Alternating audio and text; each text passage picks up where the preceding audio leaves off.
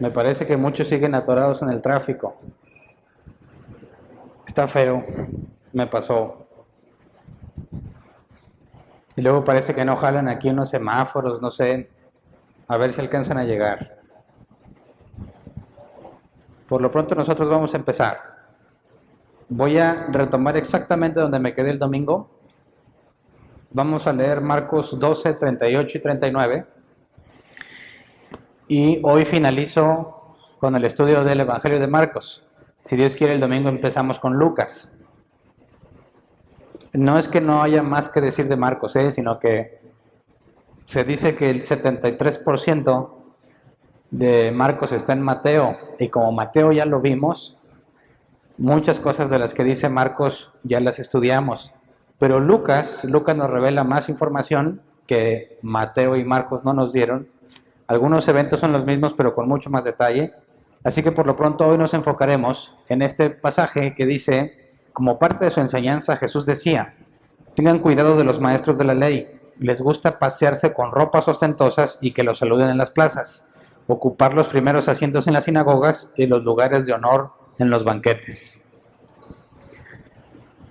Esto Jesús lo dice un día después de lo que vimos el domingo, cuando se purificaba el templo, cuando corrió a los mercaderes. Un día después, en el templo, Jesús dice esto. El tema de hoy es esclavo de todos, y esas palabras no las encuentras ahí, las vamos a leer más adelante, pero es completamente lo opuesto a lo que los maestros de la ley hacían. Entonces, es muy interesante analizar el último día de Jesús en el templo y lo que se dedicó a hacer, las cosas que dijo y cómo a raíz de este evento en particular, los maestros de la ley, los fariseos, los ancianos, estaban plenamente decididos en matarlo. Así que Jesús sabía las implicaciones de lo que está diciendo y es importante que analicemos en qué momento dice eso para entender todo el trasfondo. Así que retrocedamos a Marcos capítulo 11, versículo 27 al 33, porque nos ubica dónde estaba Jesús cuando dijo esto. Marcos 11, 27 al 33 dice, llegaron de nuevo a Jerusalén y mientras Jesús andaba por el templo, se le acercaron los jefes de los sacerdotes, los maestros de la ley y los ancianos. Pausa. Entonces, cuando dice llegaron de nuevo a Jerusalén, Marcos nos lo platica después de decirnos lo que encontraron con la higuera que Jesús maldijo. Entonces, todo parece indicar que un día después de que Jesús corrió a todos los mercaderes y de que se ponía en la entrada, evitando que cualquier persona pasara con mercancía para vender, un día después, cuando regresa al templo, se le acercan los jefes de los sacerdotes, los maestros de la ley y los ancianos. Es decir, hombres con autoridad, reconocida por todos los judíos. El máximo de la autoridad judía se acerca a Jesús y le hace esta pregunta en versículo 28.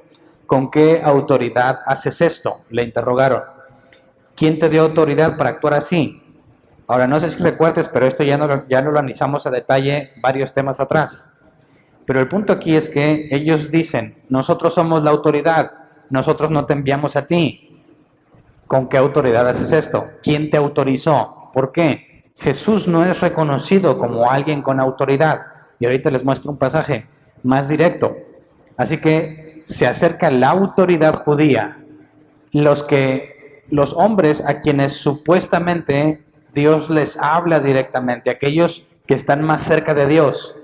Mientras más sabías de la ley, más santo eras considerado.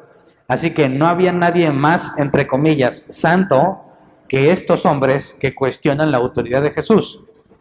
Y dice el versículo 29, yo voy a hacerles una pregunta a ustedes, replicó él, o sea Jesús. Contéstenmela y les diré con qué autoridad hago esto. ¿El bautismo de Juan procedía del cielo o de la tierra? Respóndanme.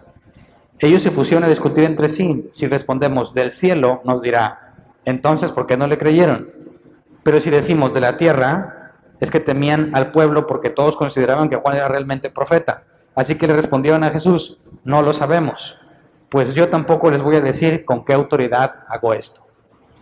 Así que Jesús responde con otra pregunta, que no me voy a enfocar hoy en esto, pero quienes estamos de amigos en Facebook, habrán visto que ya analicé este pasaje donde Jesús no le responde a todos.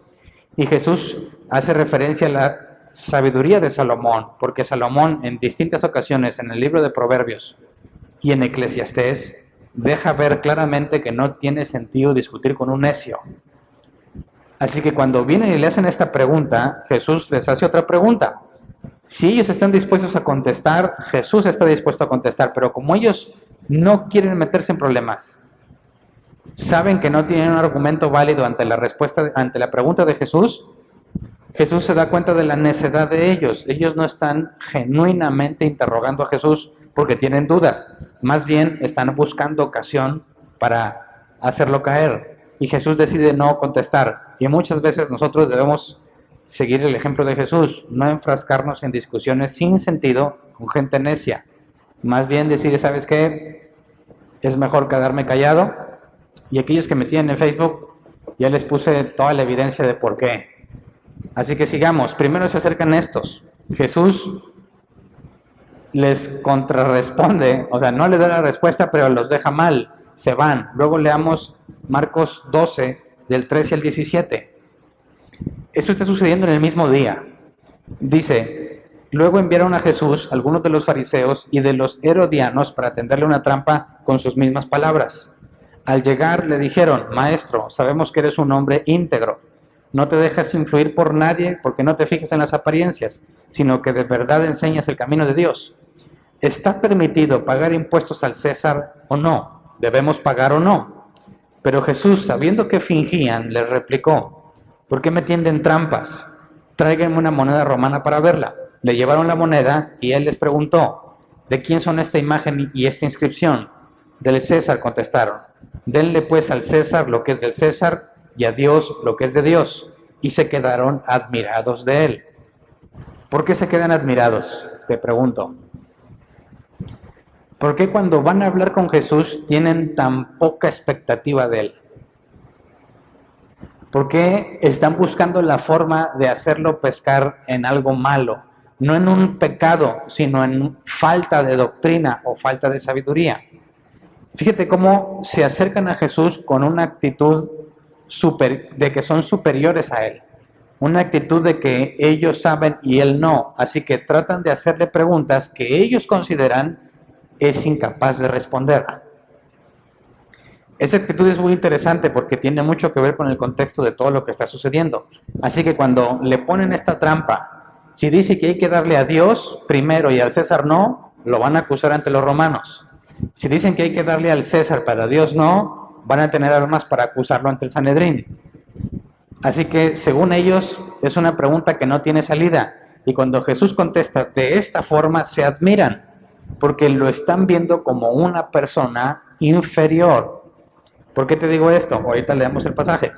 Luego, después de que estos fracasan, dice del 18 al 27, en ese mismo capítulo, Marcos 12, dice, entonces los saduceos, que dicen que no hay resurrección, fueron a verlo y le plantearon un problema. Así que vinieron los maestros de la ley, jefes de los sacerdotes y ancianos. Tratan de hacerlo caer en algún error, no pueden. Mandan a fariseos y herodianos, no pueden, se van. Luego vienen los saduceos. Fíjate cómo hay un desfile de todos los principales sabios o personas respetadas de aquel tiempo.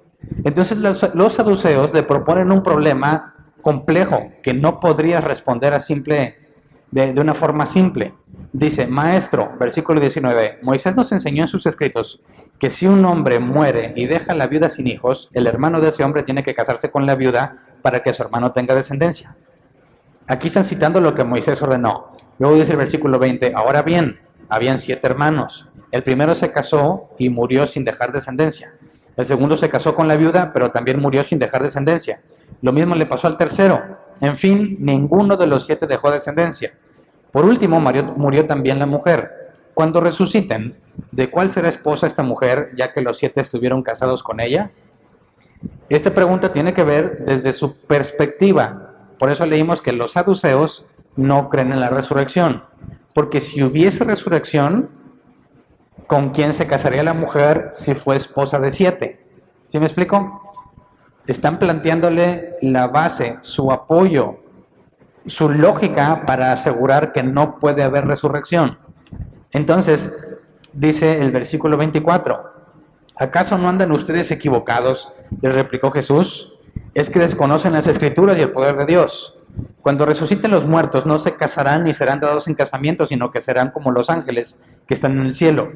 Pero en cuanto a que los muertos resucitan, ¿no han leído en el libro de Moisés, en el pasaje sobre la zarza, cómo Dios le dijo, yo soy el Dios de Abraham, de Isaac y de Jacob? Él no es Dios de muertos, sino de vivos. Ustedes andan muy equivocados. Así que, con este simple pasaje, cuando Dios se presenta como el Dios de Abraham, de Isaac y de Jacob, Dios no los trata como gente, como si fuesen gente muerta, sino como si fuese gente viva. Así que el simple hecho de que Dios se presente como Dios de ellos, demuestra que para Dios los trata como si fuesen seres vivientes. Hablando Jesús de la resurrección, sería imposible que si no hay resurrección, Dios, que no es Dios de muertos, se presente como el Dios de ellos. Así que cuando Jesús le dice, ustedes desconocen las Escrituras, y con un solo pasaje de todo el Viejo Testamento, les echa en tierra toda su doctrina. Se desmorona todo lo que ellos aseguran de que no hay resurrección. Así que los saduceos tampoco pudieron pescarlo en alguna inconsistencia. Luego leamos del 28-34. Ahora viene una excepción, un maestro de la ley distinto a los demás que ya se acercaron a Jesús. Dice, uno de los maestros de la ley se acercó y los oyó discutiendo. O sea, mientras discutía con los saduceos, este maestro de la ley lo oyó. Dice, al ver lo bien que Jesús les había contestado, le preguntó, de todos los mandamientos, ¿cuál es el más importante? El más importante es, oye Israel, el Señor nuestro Dios es el único Señor, contestó Jesús. Ama al Señor tu Dios con todo tu corazón, con toda tu alma, con toda tu mente y con todas tus fuerzas. El segundo es, ama a tu prójimo como a ti mismo. No hay otro mandamiento más importante que estos. Bien dicho, maestro, le respondió el hombre. Tienes razón al decir que Dios es uno solo y que no hay otro fuera de él. Amarlo con todo el corazón, con todo el entendimiento y con todas las fuerzas, y amar al prójimo como uno mismo, es más importante que todos los holocaustos y sacrificios. Al ver Jesús que había respondido con inteligencia, le dijo, no estás lejos del reino de Dios. Y desde entonces nadie se atrevió a hacerle más preguntas. Así que un maestro de la ley que ha invertido toda su vida en estudiar las Escrituras, llega a la conclusión, por medio de las Escrituras, que antes que cualquier sacrificio, lo más importante es amar a Dios y amar a tu prójimo. Si cumples con esas dos, cumples toda la ley. Y Jesús le reconoce, no que es salvo ni que está con Dios, sino que está cerca. No estás lejos del reino de los cielos. Es decir, vas entendiendo bien las cosas. Después de escuchar esta respuesta de Jesús, ya nadie se atrevió a preguntarle nada. Pero, ¿por qué los judíos trataban de acercarse y hacerle preguntas complejas? Leamos Juan 7:15. Dice, los judíos se admiraban y decían, ¿de dónde sacó tantos conocimientos sin haber estudiado? Este es Jesús, ¿verdad? ¿De dónde sacó tantos conocimientos sin haber estudiado? O sea, que al tener ellos toda una vida de preparación y ver que hay un hombre que no estudió con nadie importante, que no siguió el mismo proceso de educación, que no fue instruido a los pies de ningún hombre importante, se atreve a hablar de las cosas de Dios. Para estos que toda su vida le han invertido en eso, Jesús es un simple iletrado, alguien loco o ignorante, porque no tiene la misma preparación que ellos. Así que se puede ver cómo ellos se acercan a Jesús desde una postura de superioridad, porque ellos tienen toda una vida de educación y tienen las credenciales que lo avalan. Pero Jesús no tiene nadie que lo avale. Jesús fue autodidacta. Él mismo estudió. Así que, ¿quién puede tener con mayor posibilidad la razón? ¿Alguien que ha estudiado toda su vida, instruido por gente reconocida, o alguien que estudió por su propia cuenta? ¿A quién le crees más? Cuando me han dicho, Hernán, no puede ser que todos esos pastores estén equivocados. No tiene lógica, porque todos están equivocados si todos son hombres de Dios. Cuando hablamos sobre el tema de los diezmos, cuando hablamos sobre ciertos temas, dicen, no puede ser que así tan simple, es tan simple verlo, ¿por qué tantos y tantos pastores y apóstoles y el nombre que se quieran poner, por qué lo enseñan así? No puede ser que todos ellos estén mal cuando es tan obvio en la Escritura. Dices, bueno, remóntate a los tiempos de Jesús. Toda la mentalidad de los maestros de la ley, la enseñanza era exactamente la misma. Y esta es la lógica. Alguien llega a cierto punto de sabiduría, ¿verdad? Y dicen, ¿sabes qué? Enséñale a los demás. ¿Y qué es lo que le enseña a los demás? Lo que él sabe. Así que cuando llegues a un punto en el que te enseñó, reconoce que sabes lo mismo que él, te entrega una credencial. Esa credencial que dice que eres capaz o que te aprendiste todo lo que te enseñaron. No es un certificado o credencial de que eres capaz. Es un certificado que dice que te aprendiste o entendiste todo lo que te enseñaron. Esto no significa que estés bien. Esto te certifica como alguien que ellos dicen que está bien. Es lo mismo cuando vas a la universidad. Sales, no sé, de doctor, licenciado, lo que tú quieras. ¿Qué significa? Que un grupo de personas a quienes les estuviste dando una lana te reconocen como un médico, como un licenciado. Ahora, ¿eres un buen licenciado o un mal licenciado? Eso no dice el certificado. Lo que el certificado dice es que un grupo de personas con validez, o sea, entiéndase entre comillas, con validez, te reconocen como un médico. Pero eso no significa que seas un buen médico. Cuando tenemos a todos los maestros de la ley instruidos bajo los principales hombres, puedes entender que todos tienen la misma influencia. Todos tienen la misma línea.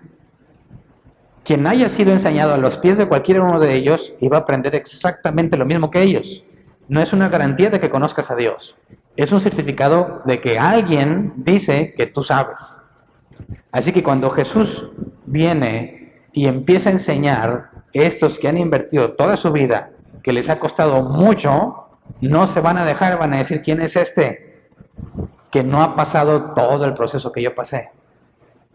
¿Sí me explico? ¿Cuál es la posibilidad de que él pueda estar en lo correcto y hombres que toda su vida han estudiado estén equivocados? Así que Jesús está dándole en la médula, está puntualizando algo que destruye todo el sistema de los sabios de Israel, de los eruditos judíos.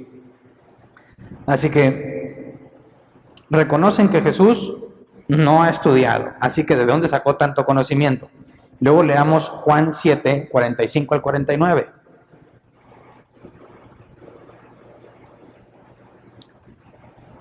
Dice, los guardias del templo volvieron a los jefes de los sacerdotes y a los fariseos, quienes los interrogaron. ¿Se puede saber por qué no le han traído? Porque habían mandado a traer a Jesús. Dice el versículo 46, nunca nadie ha hablado como ese hombre, declararon los guardias. Así que también ustedes se han dejado engañar, replicaron los fariseos. ¿Acaso ha creído en él alguno de los gobernantes o de los fariseos? No, pero esta gente que no sabe nada de la ley está bajo maldición. ¿De qué están hablando? ¿Cómo ven ellos a todos los que no tienen la misma preparación que ellos? Fíjate, trata de ponerte en su postura. Si tú tienes a un Dios que todo lo sabe y tú fuiste instruido, como Pablo decía, a los pies del sumo sacerdote Gamaliel, alguien respetado le enseñó a Pablo y todo lo que sabe Pablo fue validado por Gamaliel. ¿Qué pensarías de alguien que no tiene instrucción alguna como Jesús? Según ellos, los ven como malditos por Dios. Dios los maldijo. ¿Por qué? Porque no les concedió la misma oportunidad que a mí de aprender tanto como he aprendido. No sé si me explico. El hecho de que ellos hayan tenido todas esas oportunidades y las hayan tomado y hayan sido tan instruidos en la ley de Dios, lo consideran como un favor de parte de Dios, como una elección particular, que yo estoy completamente de acuerdo con eso. El problema es que ven a todos los demás que no fueron instruidos como ellos, como gente maldita. Así que, a la vista de estos hombres, entre comillas, ilustres, ¿quién es Jesús? un ignorante maldito. Y no nada más Jesús, todo el que no es como ellos. Y se extraviaron de la esencia. Ama al Señor tu Dios y a tu prójimo. Estos que tienen tanto conocimiento en la mente, ¿a qué conclusión llegaron? Y yo soy amado y estos aborrecidos. La sabiduría que profesan tener se convirtió en locura. Se extraviaron, llegaron a sentirse tan superiores que quebrantan el segundo mandamiento. No experimentan amor hacia su prójimo, sino ellos se ven como superiores. Así que después de tantas cosas con las que trataron de sorprender a Jesús para demostrar que es ignorante o para demostrar que ellos están mejor capacitados y no pudieron, luego Jesús decide hacerles una pregunta. Leamos Marcos 12, 35-37. Mientras enseñaba en el templo, Jesús les propuso: ¿cómo es que los maestros de la ley dicen que el Cristo es hijo de David? David mismo, hablando por el Espíritu Santo, declaró: dijo el Señor a mi Señor, siéntate a mi derecha hasta que ponga a tus enemigos debajo de tus pies. Si David mismo lo llama Señor, ¿cómo puede ser su hijo? La muchedumbre lo escuchaba con agrado. No pudieron contestarle. ¿Entiendes por qué la gente lo escuchaba con agrado? Imagínate que tú eres uno de los que están escuchando y sabes que estos maestros de la ley, fariseos y jefes de los sacerdotes son gente déspota, que sabe mucho. Llega alguien a quien consideran inferior, les avientan sus mejores armas y no pueden con Jesús. Luego Jesús les hace una pregunta que no pueden contestar. ¿Te daría gusto? ¿No estarías, ándele? A los que se sienten así superiores y que tratan a todos los demás como inferiores, un iletrado, un autodidacta sin credenciales, los está avergonzando públicamente. Así que este es un duelo de quién conoce más a Dios. Estos que tienen todas las credenciales o alguien que asegura que Dios lo envió. Jesús no asegura que sabe, Jesús asegura que el Padre lo envió y demuestra que el Padre lo envió respondiendo todas las preguntas que le hacen. No están suponiendo lo mismo, ¿eh? El fariseo se siente cercano a Dios porque sabe mucho. Jesús, él dice que no, ahorita vamos a leer, él no es que sepa mucho, sino que Dios lo envió. Así que, ¿qué esperarías ver en Jesús y qué esperarías ver en un maestro de la ley? El que tiene las credenciales y el que asegura que Dios lo envió. Y qué chido para los que estaban escuchando ahí, digo, a mí me hubiera encantado escuchar cómo le hacen a Jesús las preguntas más difíciles de ese tiempo, y Jesús las responde todas, y luego Jesús los avergüenza haciéndoles preguntas que no pueden contestar. Yo estaría feliz de la vida ahí escuchando, viendo cómo ponen en su lugar a las personas que se sienten superiores. Así que leamos nuevamente Marcos 12, 38, pero hasta el 40, para que entiendas el contexto, todo lo que está sucediendo cuando Jesús dice esto. Fíjate, ya lanzaron sus mejores armas, fueron los hombres más ilustres, no pudieron. Jesús los avergüenza y luego en su cara les dice esto. Como parte de su enseñanza, Jesús decía: tengan cuidado de los maestros de la ley. Les gusta pasearse con ropas ostentosas y que los saluden en las plazas, ocupar los primeros asientos en las sinagogas y los lugares de honor en los banquetes. Se apoderan de los bienes de las viudas y a la vez hacen largas plegarias para impresionar a los demás. Estos recibirán peor castigo. ¿Qué está haciendo Jesús ahí delante de los maestros de la ley y de toda esa gente? Está acabando de pisotearlos. Contestó todo lo que le preguntaron, los dejó sin respuesta y luego les dice a todos que son unos presumidos hipócritas y que tendrán mayor castigo. Y como pregunté el domingo, ¿dónde está el amoroso Jesús? Cuando dice, no, Hernán, es que no saques temas de doctrina porque eso nada más divide. ¿Qué está haciendo Jesús aquí? Está haciendo una división. Y está exhibiendo a los maestros, a los que se sienten santos, los exhibe y hace una división entre quienes son como ellos y quienes no son como ellos. Así que Jesús está provocando división. ¿Es malo dividir? Depende de cuál sea el punto de división. ¿Qué prefieres? ¿Que haya unidad en el error o división en la verdad? ¿Qué es mejor? Decir, yo los amo a todos y no importa que tú pienses lo que tú quieras, lo importante es que todos somos hijos de Dios. Sí, pero todos en un error grave doctrinal, porque no se ajusta sus enseñanzas a lo que la Biblia dice. Por el contrario, puedes marcar una división, esto es lo que la Biblia dice que debe de hacer, y todo lo demás no es válido, y vas a provocar división. Va a haber gente que se va a ofender. ¿Se han ofendido aquí los maestros de la ley? Claro que sí. Claro que sí, y mucho. ¿Tú tomarías a Jesús como un creyente? Imagínate que no tienes todo el contexto de lo que ha pasado, llegas y oyes que Jesús está diciendo eso. No sean como estos hipócritas que les encanta traer las ropas largas. Y tienen una razón. ¿Por qué la ropa larga? Porque así se vestían los gobernantes. El original es larga, se traduce como ostentoso. Parece que tienen dinero. Tratan de aparentar cosas como si fueran hombres importantes, cuando lo único que hacen supuestamente es estar cercanos a Dios. Así que ellos interpretan que estar cerca de Dios se traduce en tener ropa ostentosa, ser respetados por todos, los saludan en las plazas, ocupar los primeros asientos en las sinagogas. En la sinagoga te podías sentar donde tú quisieras, pero había lugares especiales para los maestros de la ley. Entonces, llegabas, si tú entrabas a una sinagoga de aquel tiempo, tú te sentabas con la raza. Había lugares especiales para los maestros de la ley.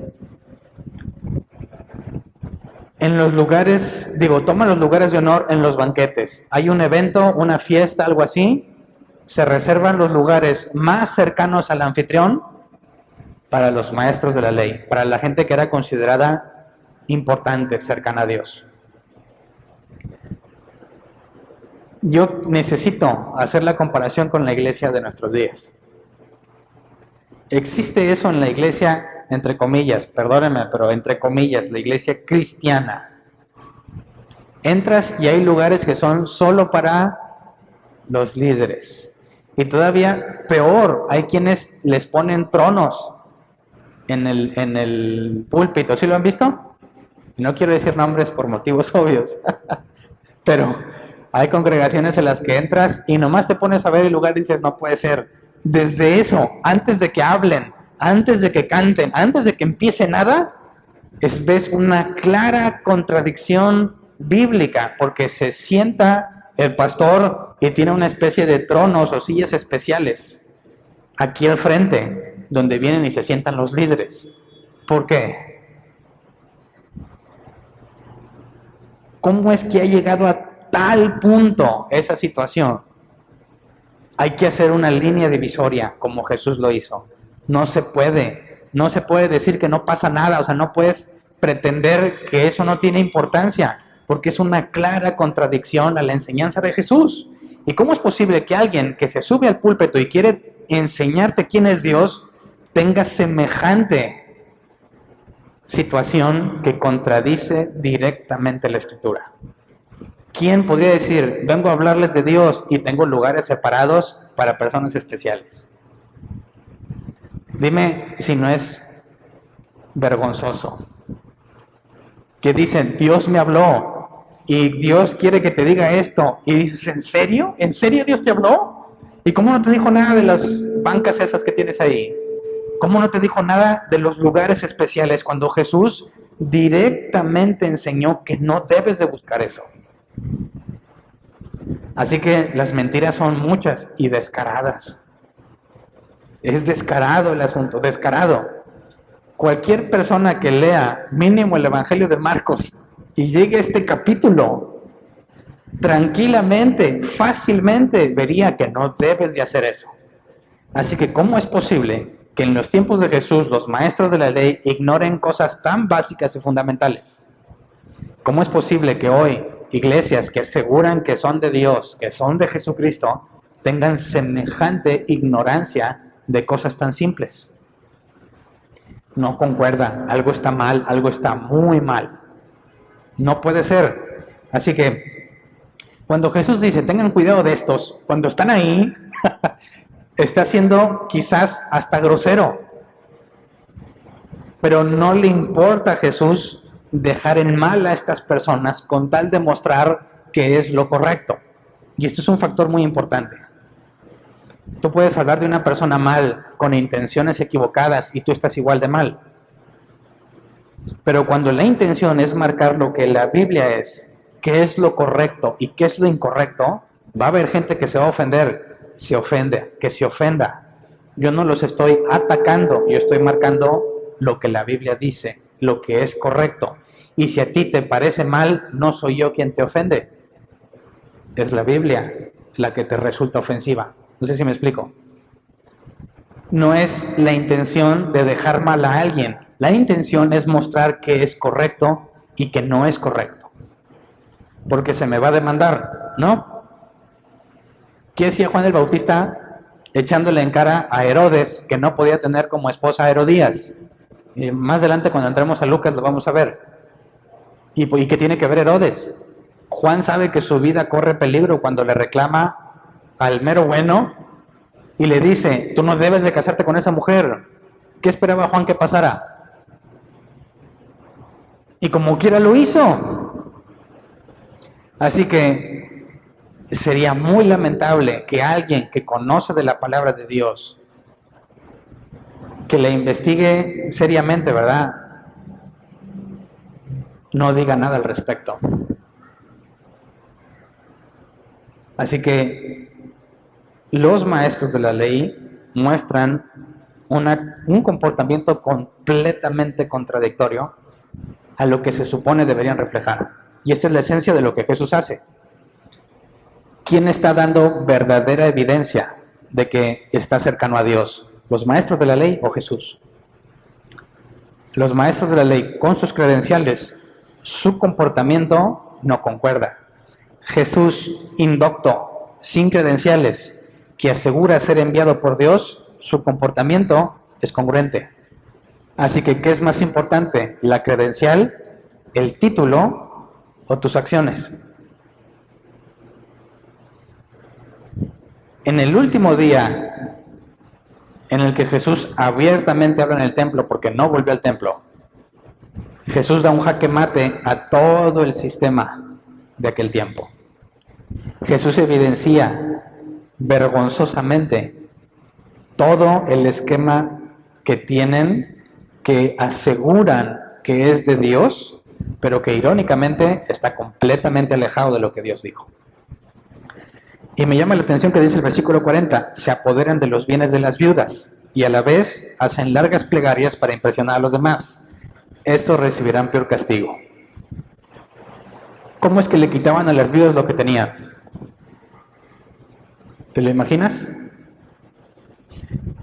¿Cómo alguien que supuestamente se fija en la ley hace semejante cosa, quitarle a las viudas sus bienes? Y para empezar, ¿cómo lo hacían? De manera que con una larga oración se les quitaba la culpa. ¿Cómo es que estos hombres lograban convencer a todos que despojando a las viudas, porque la versión 60 dice devoran, ¿verdad? ¿Cómo es que se salen con la suya? ¿A qué se refiere Jesús con esto? Así que inmediatamente después de la advertencia que Jesús hace, nos narra esta situación, Marcos 12, 41 al 44. Jesús se sentó frente al lugar donde se depositaban las ofrendas. Checa que sigue en el templo, ¿verdad? Sigue siendo el mismo día. No se ha salido del templo. Dice, Jesús se sentó frente al lugar donde se depositaban las ofrendas y estuvo observando cómo la gente echaba sus monedas en las alcancías del templo. Muchos ricos echaban grandes cantidades, pero una viuda pobre llegó y echó 2 moneditas de muy poco valor. Jesús llamó a sus discípulos y les dijo, les aseguro que esta viuda pobre ha echado en el tesoro más que todos los demás. Estos dieron de lo que les sobraba, pero ella de su pobreza echó todo lo que tenía, todo su sustento. Y yo sé que este pasaje es muy utilizado para convencerte de que a pesar de que tengas poco dinero y a pesar de que te vayas a quedar sin nada, lo ofrendes, ¿verdad? ¿Jesús estará hablando de eso? ¿Está hablándonos de una situación digna de imitar? ¿Qué tiene que ver esto con lo que acaba de decir, con la advertencia, sobre todo con despojar a las viudas? Fíjate que no es una historia aparte, no es punto y aparte y Jesús cambia el tema, no, es exactamente lo mismo. Y tendríamos que pensar, ¿qué hace esa gente echando dinero ahí? Porque cuando tú lees ofrenda, pensamos que es como la de acá, ¿verdad? Ofrenda, cada quien da lo que quiera. Entonces la señora pasó y ofrendó lo que ella quiso, ¿verdad? Y Jesús dice, wow, se quedó sin nada, pero no quiso dejar de ofrendar. Y muchos dicen, eso debes de hacer tú. Entonces, dices, me queda para pagar la luz, pero me dicen que siembre, que ofrende, y que Malaquías 3 dice, probadme ahora en esto, si no os abriré las ventanas de los cielos. Y te empiezan a inventar muchos versículos de ese tipo. Y tú sabes que si no pagas la luz te la van a cortar.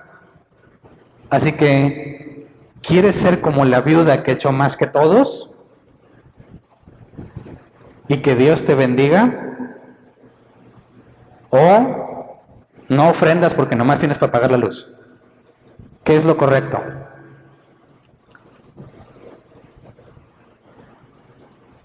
Y yo sé que muchos creyentes caen en un dilema en esa situación. Y se tienen que cuestionar, bueno, yo he escuchado que enseñan, bueno, si realmente amas a Dios, demuéstraselo. Y una vez yo lo hice, ahí va, Dios va a abrir las ventanas de los cielos, nada, me cortaron la luz. Y me arrepentí mucho de ese dinero. Y luego me decían, si cuando das ofrenda te sientes mal, es que eres un mezquino. Peor me sentía, hijos. Pero, analizando el contexto, tendríamos que irnos a ver por qué la gente estaba echando ofrendas. Porque no es el mismo concepto de nosotros. Leamos Éxodo 30, 13 al 16. Dice, cada uno de los censados deberá pagar como ofrenda al Señor 6 gramos de plata, que es la mitad de la tasación oficial del santuario. Todos los censados mayores de 20 años deberán entregar esta ofrenda al Señor. Al entregar la ofrenda alzada para el Señor, ni el pobre dará menos. Tú mismo recibirás esta plata de manos de los israelitas y la entregarás para el servicio de la tienda de reunión. De esta manera el Señor tendrá presente que los israelitas pagaron su rescate. O sea, aunque la palabra es ofrenda, era obligatoria, ¿verdad? Y tenías que pagar esta cantidad. Todos. Seas pobre o seas rico, todos pagaban la misma cantidad. Cuando Jesús se sentó a ver a los que echaban dinero, ¿qué vio? Que muchos llegaban y echaban bastante. ¿Por qué bastante? Si dice que el rico y el pobre debían ofrendar lo mismo. ¿Por qué la viuda va y deja todo lo que tenía? ¿Porque le nació? ¿O porque era el impuesto del templo? ¿Se acuerdan cuando le dicen a Pedro, oye, hay que pagar el impuesto? ¿Tu maestro no paga o qué? Y Pedro va a la casa donde estaba Jesús. Y antes de que Pedro hable, dice Jesús, ¿qué opinas, Pedro? ¿Los reyes imponen tributo a su pueblo o al pueblo dominado? Y dice Pedro, pues al dominado, al extranjero. Y dice, entonces, ¿por qué estos hombres piden el impuesto? Dice, pero para no escandalizarlos, o sea, ellos, ve, pesca un pez, el primer pez que salga, abre la boca, ahí tienes una moneda equivalente al pago del de Pedro y el de Jesús. Pero Jesús cuestiona este asunto del tributo, aunque Dios lo ordenó por medio de Moisés. Es extraño, ¿no? Si Dios lo ordenó por medio de Moisés, ¿por qué Jesús cuestiona lo que Moisés ordenó? Y luego, cuando se pone a ver cómo es que la gente da, y los maestros de la ley están ahí, y los maestros de la ley son los que controlan todo lo que se hace en el templo, junto con los sacerdotes, ¿por qué ellos permiten que el rico eche mucho y el que no tiene nada eche todo lo que tiene? Para empezar, ¿cómo sabía Jesús que unos echaban más que otros? Pues es que allá no había billetes, ¿verdad? ¿Cómo puedes saber que alguien ofrendó mucho? Pues tendría que llevar muchas monedas. Y cuando echa las monedas al arca, se dicen que era, no puedo saber con certeza.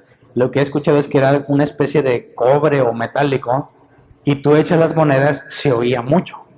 Así que tienes a toda la gente ahí, y tú vas a pasar, tienes dinero, mucho, y echas mucho, ¿cómo quedas ante los demás?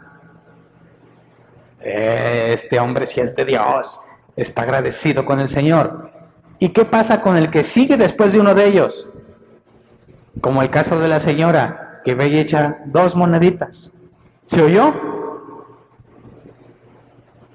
¿Cómo es posible que al cumplir un mandato de Dios se tolere levantar a los ricos y avergonzar a los pobres? Cuando la orden es rico o pobre, da lo mismo. Tiene que entregar la misma cantidad. ¿Te das cuenta de lo que los maestros de la ley están haciendo? ¿Dónde está toda su sabiduría?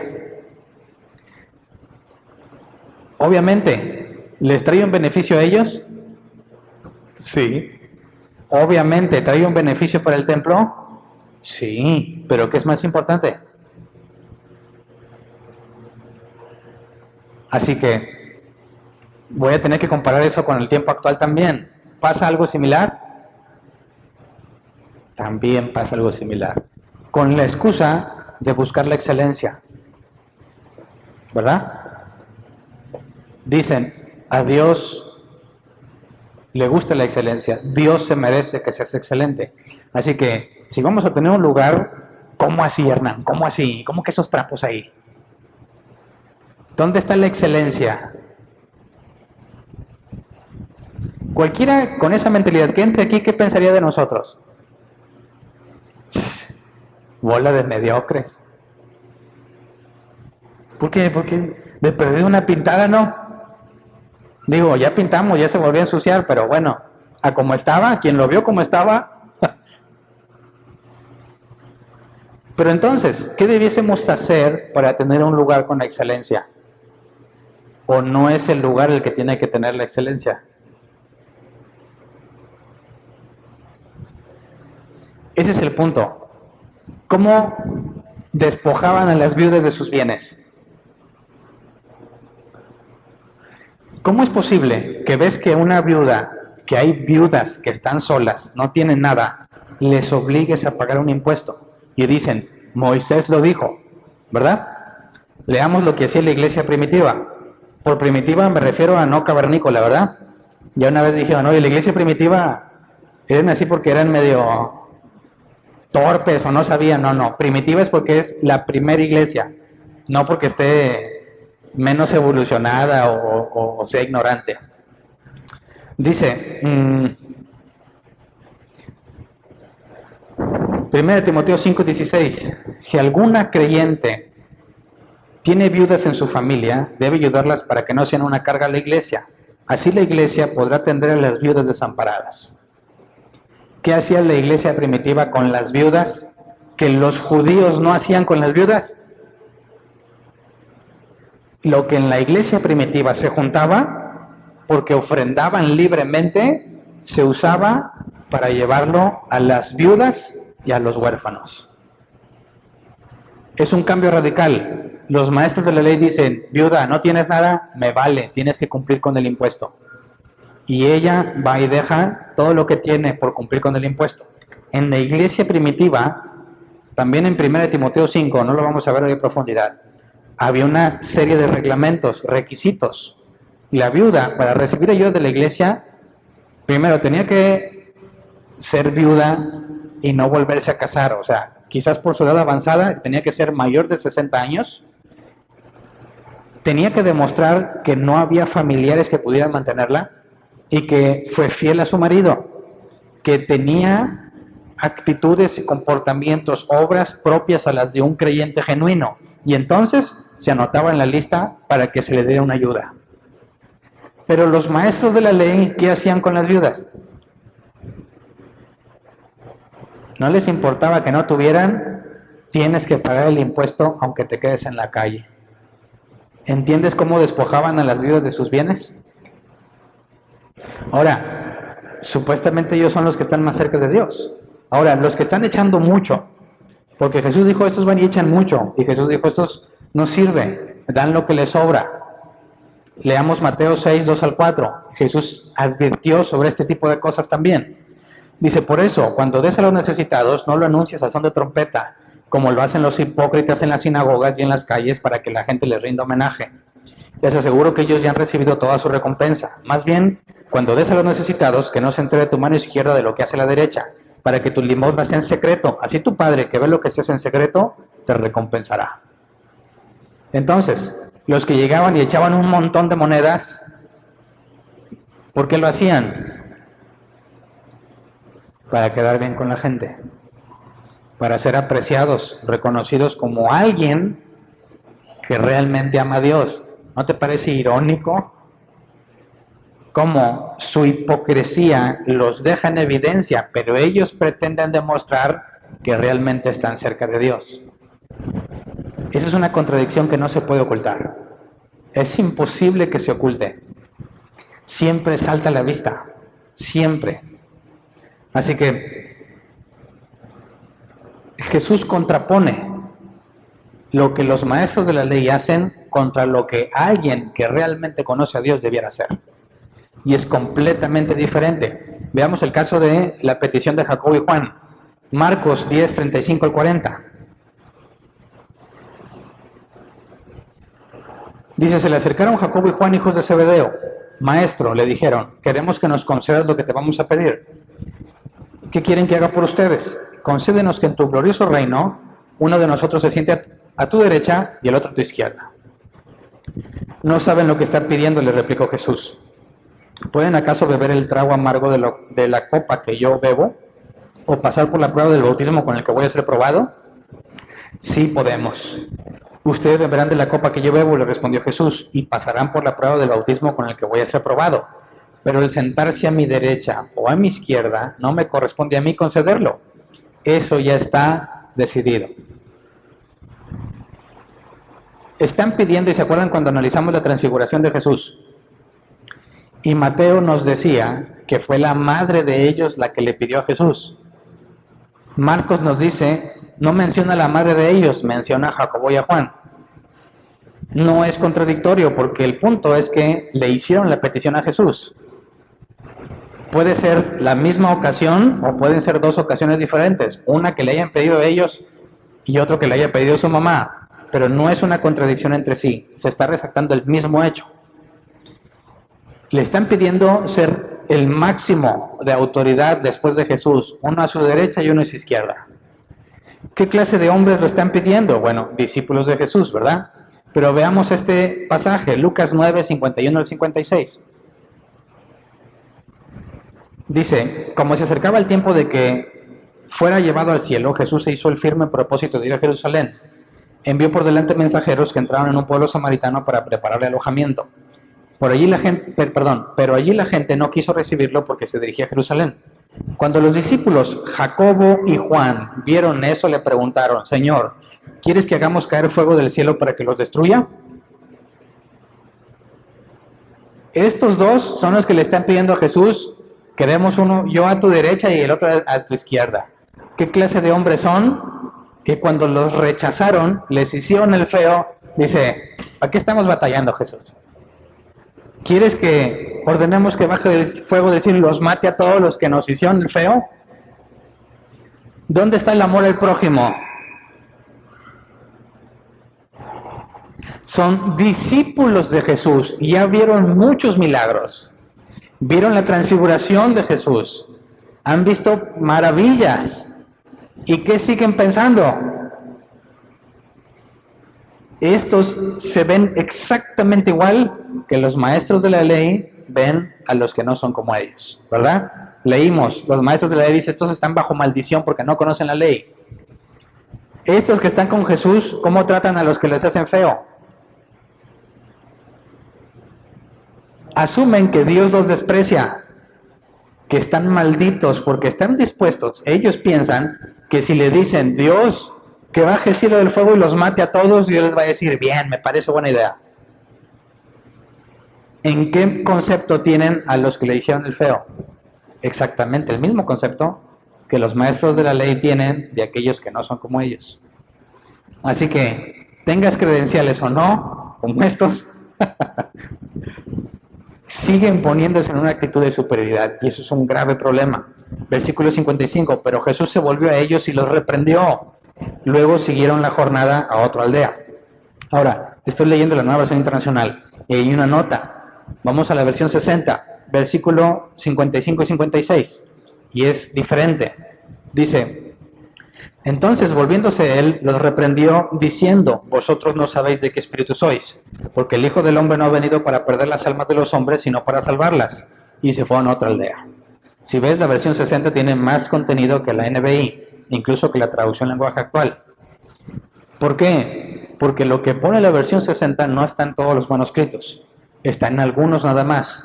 Y la NBI está poniendo lo que en la mayoría de los manuscritos está, que no aparece ese texto, y te deja una nota diciéndote, en algunos manuscritos aparece también esta versión. Así que no es que la NBI sea del diablo, ahí está la nota. Entonces, estos dos llegan con Jesús y le dicen, queremos ser el top. ¿Qué les hace sentir seguros después de semejante comprobación del poco entendimiento que tienen de Dios? Por eso Marcos 3:17 dice esto: Jacobo y su hermano Juan, hijos de Zebedeo, a quienes llamó Boanerges, que significa hijos del trueno. ¿Cuál es el apodo que Jesús le tenía a estos dos hermanos? Hijos del trueno. Y muchos piensan que puede ser algo positivo, quizás, pero lo más probable es que sea negativo, porque ¿cómo escribe Juan en el Evangelio de Juan, en las cartas de Juan y en Apocalipsis? Muchos le llaman el discípulo del amor, por la manera en que se expresa, pero ese discípulo del amor fue el que le propuso a Jesús que amara a todos los samaritanos que le hicieron el feo. Así que hubo un cambio drástico del Juan que leemos antes de la resurrección y el Juan que leemos después de la resurrección. Así que cuando Jesús le dice hijos del trueno, parece concordar con el temperamento. Gente impetuosa, explosiva, dispuestos a matar a los samaritanos porque les hicieron el feo. ¿Te fijas cómo el problema de los maestros de la ley está presente en los discípulos de Jesús? Los discípulos de Jesús, que no tienen credenciales, no están preparados como los maestros de la ley, fueron seleccionados por Jesús, ¿verdad? Son 12. Y Jesús en distintas ocasiones agarraba a Pedro, Jacobo y Juan, solamente a ellos, y se los llevaba a darles una enseñanza particular. Eso era razón suficiente para que estos se sintieran superiores. Y pensaban que Jesús les iba a decir, claro que sí, Juan a mi derecha y el otro a mi izquierda. Y Jesús los regaña y les dice esto, Marcos 10, 41 y 45. Dijo, lo de sentarse a la mesa, eso ya está decidido. Y eso es un tema profundo que no vamos a ver hoy. Pero ¿cómo puede ser que ya esté decidido si todavía no se mueren? Eso habla de la predestinación. Antes de que acaben sus vidas, antes de que las cosas terminen, ya está decidido quién se sienta dónde. Luego Marcos 10, 41 y 45. Los otros 10, al oír la conversación, se indignaron contra Jacobo y Juan. Obviamente, ¿verdad? Así que Jesús los llamó y les dijo, como ustedes saben, los que se consideran jefes de las naciones oprimen a los súbditos y los altos oficiales abusan de su autoridad. Pero entre ustedes no debe ser así. Al contrario, el que quiera hacerse grande entre ustedes deberá ser su servidor, y el que quiera ser el primero deberá ser esclavo de todos. Porque ni aun el Hijo del Hombre vino para que le sirvan, sino para servir y para dar su vida en rescate por muchos. Así que esta es la antítesis. ¿Quieres ser alguien superior? Sé el esclavo de todos. Por eso el tema se llama esclavo de todos. Es completamente opuesto al esquema de la sociedad, al esquema del judaísmo de aquel entonces y a cómo los discípulos trataban de interpretar la autoridad. Si Jesús no vino a ser servido, ¿qué te hace pensar que tú sí? ¿Qué te hace pensar que te deben de servir a ti? ¿Qué te hace pensar que te mereces un lugar especial? ¿Qué te hace pensar que si vas a algún lugar digan, aquí se sienta, pon el título que quieras, aquí se siente el pastor, aquí se siente el líder, aquí se siente el apóstol, y tantos títulos que se ponen? Si tú haces eso, les designas lugares especiales, o si tú aceptas un lugar especial, muestras que estás lejos de Dios, que no has entendido la enseñanza de Jesús. Es imposible que si tú conoces las obras de Jesús y conoces la vida de Él, te comportes tal como Él dijo que no te comportes. ¿Cómo puede ser que te atrevas a desobedecer directamente? Así que analicemos otros pasajes donde Jesús deja en claro este concepto. Mateo 23, 8 al 12. Y Mateo 23 es una acusación directa a todos los maestros de la ley y fariseos y a todos los hombres ilustres. Pero enfoquémonos en la parte que aplica a nosotros. Dice Mateo 23, 8 al 12. Pero no permitan que a ustedes se les llame rabí, porque tienen un solo maestro y todos ustedes son hermanos. Pausa. ¿Quién es el mayor entre nosotros y todos somos hermanos? ¿Cuál hermano vale más que el otro? Ahora, si te vas al Viejo Testamento, dices el primogénito, porque el primogénito le dan doble porción, ¿verdad? Bueno, ¿quién es el primogénito de todos los hermanos? La Biblia dice, Jesús es el primogénito.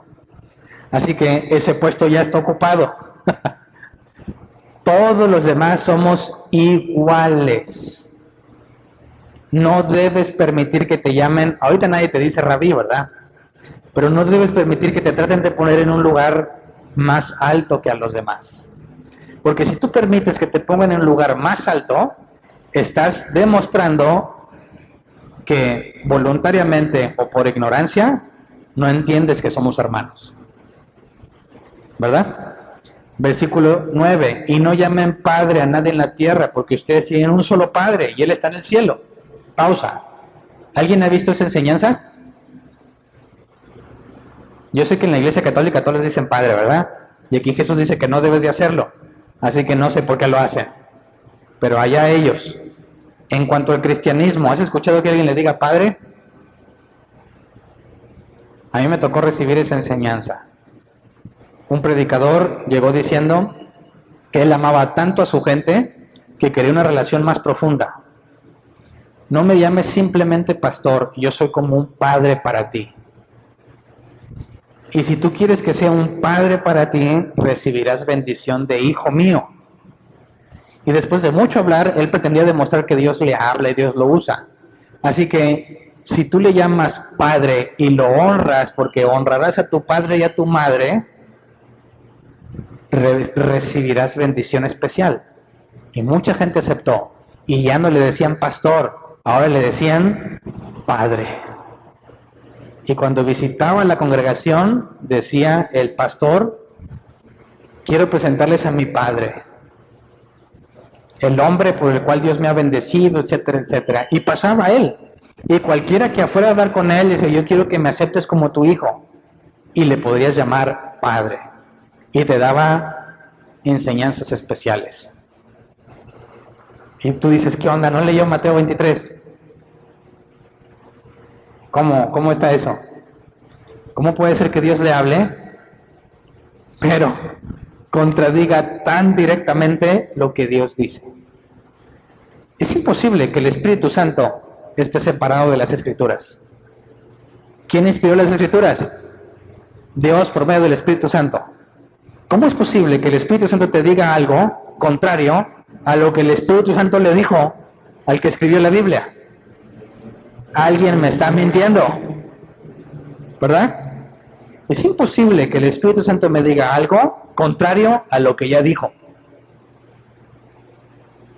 Así que es una técnica muy fácil de detectar a los ignorantes. No tiene nada malo que seas ignorante. Todos empezamos en cero en las cosas de Dios y empiezas a construir con experiencia y muchas cosas, entender lo que Dios está haciendo contigo. El problema son los que se dicen enviados de Dios, se dicen personas sabias, y cuando hablan, lo único que demuestran es ignorancia. Entonces, no aceptes que nadie te dé un trato de padre, como si dependiesen de ti, como si la bendición corriera por ti. Eso es antibíblico. Todos somos hermanos. ¿Quién se puede poner en la posición de padre? Es imposible. Versículo 10, ni permitan que los llamen maestro, porque tienen un solo maestro, el Cristo. Así que, ¿de quién se supone que aprendemos todos? De Cristo. ¿Cómo es posible que haya tantas enseñanzas tan distintas y contradictorias? ¿Qué nos dice eso? Que Cristo no le está enseñando a todos. Hay algunos que piensan que Cristo los está enseñando, pero es imposible porque contradice su enseñanza. Así que te fijas cómo la Escritura claramente hace una división, una diferencia. No, es mentira que la Biblia busque la unidad. No es cierto. No es cierto. La Biblia constantemente habla de división. División entre lo correcto y lo incorrecto. Entre la justicia y el pecado. Entre frío y caliente. Si tú quitas la división, ¿dónde está el orden? Y lamentablemente muchos predican el amor. No hacemos divisiones, todos. Al momento en que quites la división, perviertes completamente cualquier cosa que lees en la Escritura. Así que la división es necesaria, siempre y cuando sea por cuestión de doctrina bíblica. Separar el error de lo correcto. Dice el versículo 11, el más importante de ustedes será siervo de los demás, porque el que a sí mismo se enaltece será humillado, y el que se humilla será enaltecido. Y lo vemos con los maestros de la ley. ¿Cómo llegaron a preguntarle a Jesús? Exaltados. ¿Cómo terminaron? Humillados. Vamos a Lucas 22, 24 al 27. Dice, tuvieron además un altercado sobre cuál de ellos sería el más importante. Esto es en la última cena, Jesús discutió muchas veces con ellos sobre el asunto de la autoridad. Antes de que se muera, un día antes de que Jesús sea entregado, siguen peleándose por quién va a ser el jefe cuando Jesús se vaya. Dice el versículo 25, Jesús les dijo, los reyes de las naciones oprimen a sus súbditos y los que ejercen autoridad sobre ellos se llaman a sí mismos benefactores. No sea así entre ustedes, al contrario, el mayor debe comportarse como el menor y el que manda como el que sirve. Porque ¿quién es más importante, el que está a la mesa o el que sirve? ¿No es el que está sentado a la mesa? Sin embargo, yo estoy entre ustedes como uno que sirve. Así que, si realmente conoces a Jesús, ¿cómo debieras comportarte? Como el que sirve, jamás como el que es servido. Te pones en evidencia. Lucas 14, 7 al 11. Dice, al notar cómo los invitados escogían los lugares de honor en la mesa, les contó esta parábola. Cuando alguien te invite a una fiesta de bodas, no te sientas en el lugar de honor, no te sientes en el lugar de honor, no sea que haya algún invitado más distinguido que tú. Si es así, el que los invitó a los dos vendrá y te dirá, cédele tu asiento a este hombre. Entonces, avergonzado, tendrás que ocupar el último asiento. Más bien, cuando te inviten, siéntate en el último lugar, para que cuando venga el que te invitó te diga, amigo, pasa más adelante a un lugar mejor. Así recibirás honor en presencia de todos los demás invitados. Todo el que a sí mismo se enaltece será humillado, y el que se humilla será enaltecido. O sea que aquí se aclara, ¿es pecado que te sientes en el lugar de honor? ¿Sí o no?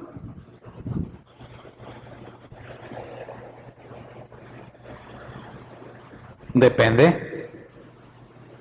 ¿Tú te sentaste en el último y te llevaron al de honor? ¿O tú pensabas que te merecías el de honor y te fuiste directo a sentarte en el lugar de honor? El problema no es que te hayas sentado ahí, el problema es por qué te sentaste ahí. Entonces, si te sientas en el último lugar y te dicen, ¿qué estás haciendo ahí? Vente al lugar de honor, ¿estás pecando? No, porque no soy yo, no es mi intención, no es mi percepción la que me lleva a decir, yo aquí porque soy el mejor. ¿Sí me explico? Lo primero que asumes es que tú no eres el principal. Tú eres el siervo de todos, el que está buscando cómo ser útil, no el que está buscando cómo parecer útil. Así es muy fácil detectar a los que se llaman cristianos y no lo son. De hecho, simplemente entras a un lugar y ve cómo se sientan, cómo son los lugares. Con eso simplemente te puedes dar cuenta si la gente que se reúne ahí está siendo instruida en las cosas de Dios o en cualquier otra enseñanza. Por último, ¿por qué tienes que ser el siervo de todos? ¿De qué se trata eso? ¿Qué tal si lo finjo?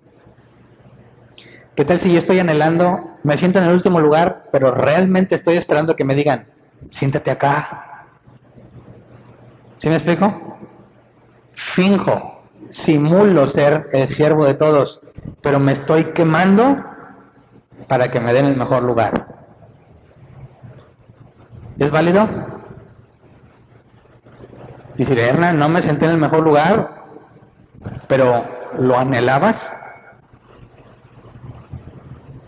Dices, yo le quiero servir a Dios, pero tu sueño es tener un estadio lleno de personas.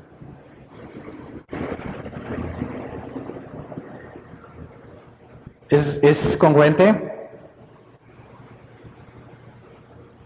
Ahí es donde está el asunto. Ok, yo puedo llegar y decir, no, yo soy un gusano solamente. Soy el peor de los peores. ¿Eso es correcto? Tampoco. Ni te puedes sentir superior, ni te puedes sentir inferior, porque todos somos hermanos. Ni abajo, ni arriba. ¿De qué se trata entonces? Leamos Juan 7, 16 al 18. Dice, cuando dicen, ¿les acuerdan que leímos el pasaje? Que los judíos dicen, ¿cómo es que este hombre sin haber estudiado tiene semejante conocimiento? Esto es lo que Jesús dice, mi enseñanza no es mía, replicó Jesús, sino del que me envió. El que esté dispuesto a hacer la voluntad de Dios reconocerá si mi enseñanza proviene de Dios o si yo hablo por mi propia cuenta. Y luego nos da la clave, el que habla por cuenta propia busca su vanagloria. En cambio, el que busca glorificar al que lo envió es una persona íntegra y sin doblez. O sea, que todo parte de quién quieres que se lleve la gloria, el crédito. ¿Tú o Dios? Y eso es lo que determina tu comportamiento. Podrás fingir que tú quieres que Dios se lleve la gloria, pero por dentro te estás quemando para que te reconozcan. Y vas a fingir mucho tiempo, pues va a llegar el momento en el que ya no vas a poder. Y vas a hacer cosas con tal de atraer la atención. Pero, quién sabe, como dice Jesús, mi enseñanza no es mía. ¿De qué te podrías presumir alguien que nomás te está diciendo lo que otro dijo? ¿Dónde está el mérito? Si eres un repetidor.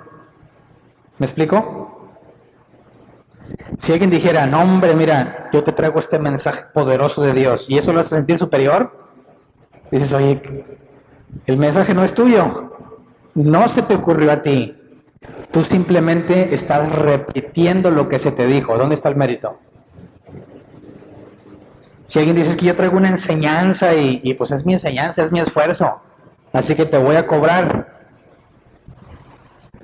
Te voy a cobrar por enseñarte, te voy a cobrar para que te lleves el audio, te voy a cobrar por un curso, te voy a cobrar por esto y por otro porque mi esfuerzo me ha costado. ¿Qué está buscando? ¿Cómo que mi esfuerzo me ha costado? Si tú dijeras como Jesús, mi enseñanza no es mía, sino del que me envió, ¿por qué cobras? ¿Cuál es tu mérito? ¿Cuál es tu esfuerzo? Ahora, ¿sí requiere esfuerzo o no? Sí, pero no es mérito tuyo. Si tu objetivo es que la gente conozca a Dios, tú harías lo que Jesús dijo. Esto no es mío, eso está ahí en la Biblia. No me lo fumé, no me lo inventé. Cualquiera lo puede leer. No tienes por qué fijar tu atención en mí. Si tú lo permites, estás quedando en una contradicción evidente. No te dejes apantallar. No quieras apantallar. Somos todos hermanos. Así que En cualquier lugar, cuando conozcas a un creyente, la marca distintiva es su comportamiento. La forma en que te trata, en la que trata a los demás. Habla contigo como un ser superior, estás mal. Habla contigo como si fuera inferior, está mal. Ni más ni menos, somos todos iguales. No puede esperar un trato especial.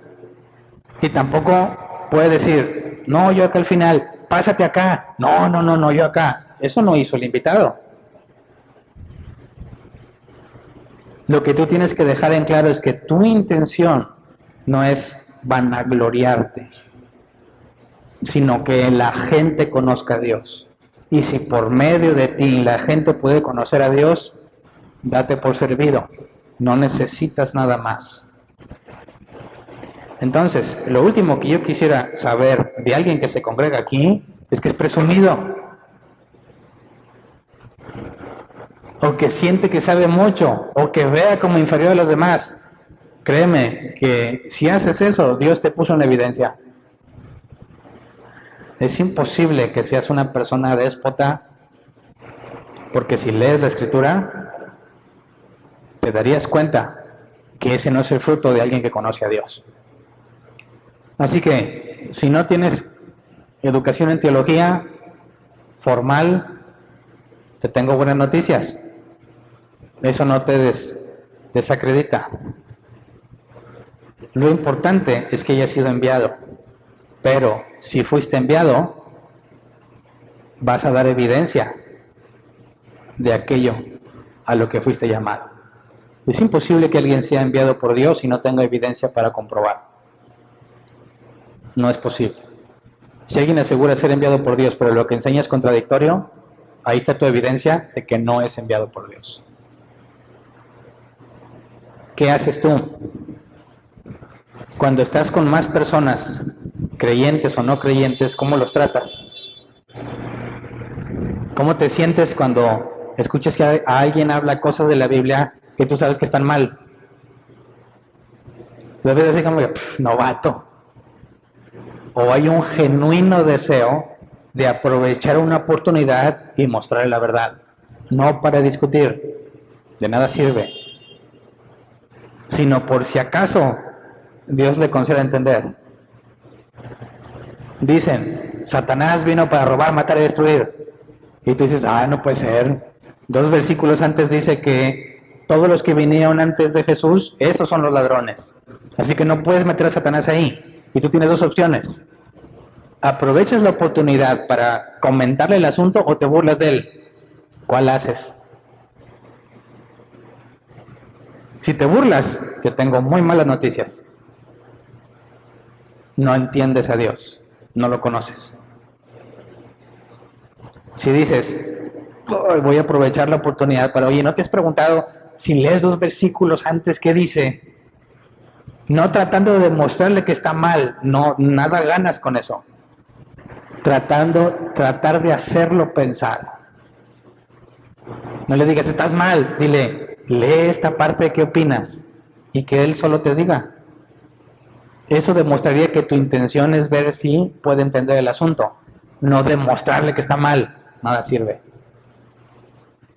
Así que el que piensa estar firme, mire que no caiga. Esclavo de los demás. Eso es contrario a lo que la sociedad dice. Te van a tratar de agarrar de su puerquito. ¿A alguien ya le pasó? Sí, seguramente. Quien quiera ser servicial, van a tratar de aprovecharse de él. ¿Qué debes de hacer? No debes dejar de ser servicial. Hay personas que lo saben valorar, hay personas que no. Si una persona no lo sabe valorar, ya no lo trates igual, pero no te ofendas. Así son. Tú no puedes negar quién eres. Tú no puedes negar lo que eres. Y si has nacido de nuevo, no puedes dejar de servir. Aunque sean ingratos, injustos, malagradecidos, tú no puedes negar quién eres. Tú persiste. Estás dando evidencia de quién eres. aunque muchos no lo sepan apreciar. Así que vamos a ponernos de pie.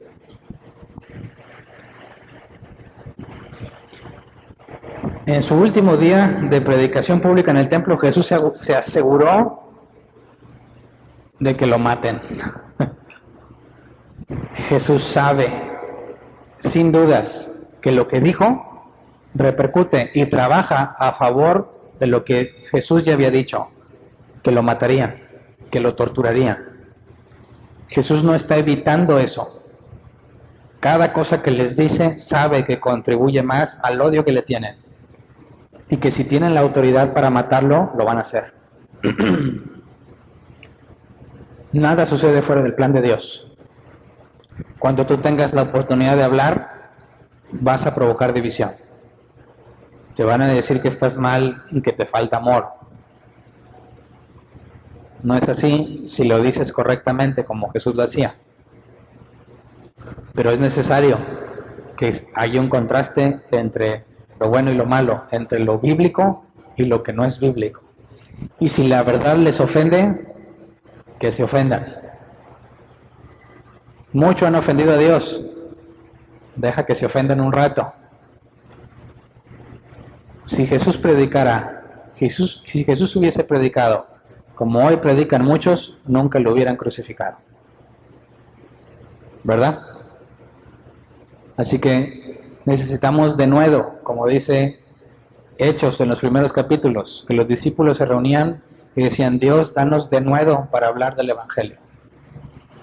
Para hablar la verdad, aunque sabes que en muchas ocasiones vas a quedar mal. Pero escoge a quién le quieres quedar mal, a Dios o a las personas. La verdad nunca, la mayoría de las veces no va a ser agradable. Pero la verdad de Dios es lo único que puede ser usado para que las personas cambien. Si tú tratas de adecuarlo, modificarlo, redondearlo para que lo acepten, no estás predicando la Biblia, estás predicando cualquier otra cosa. Seamos fieles y sobre todo no pretendas ser superior a nadie. Compórtate como esclavo de los demás. Pidámosle eso a Dios, como ven. Vamos a orar. Señor, queremos primero pedirte perdón por todas las veces que nos comportamos como hijos del trueno, así como Jacobo y Juan, que ante las personas que no les parece lo que decimos o no les agrada, quizás hemos deseado lo mismo que ellos, que baje fuego del cielo y los consuma. Pero permítenos ver el error en el que nos encontramos. Permítenos recordar la manera en que tú te comportaste. Si decías la verdad, le decías tal como era, personas salían ofendidas, pero también cuando fuiste entregado a ellos, te entregaste completamente a la voluntad de Dios. Sabemos que todo sucede porque tú lo permites y nada sucede sin tu consentimiento. Así que enséñanos a aceptar lo que has propuesto, lo que has definido para nosotros.